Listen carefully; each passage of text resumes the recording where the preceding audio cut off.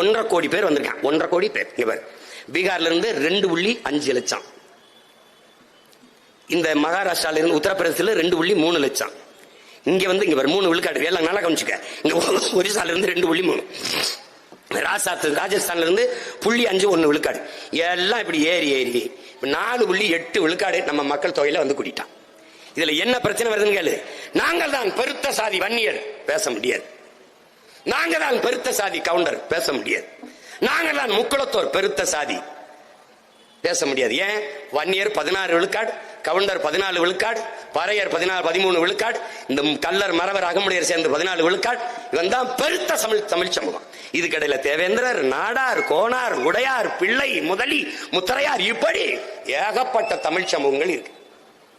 இது எல்லாத்தை விட அவன் இதுவரை 1.5 கோடி பேர் வந்துட்டான். ஒரே ஒரு கணக்கு, 1.5 கோடி வட இந்தியன், ஒரு ஆளுக்கு சராசரி ஆவரேஜ் 10,000 சம்பளம், மாசம் 10,000, மாசம் 10,000, 15,000 வாங்கலாம், சொல்லி 20 வாங்கலாம். சராசரி 10,000 என்றால் மாசம் 15,000 கோடி உன்னுடைய நாட்டின் பொருளாதாரம் வட இந்தியாவுக்கு போகுது. நீ உழைப்பில் இருந்து வெளியதனால மாசம் 15,000 கோடி, வருஷத்துக்கு 1,80,000 கோடி போகுது.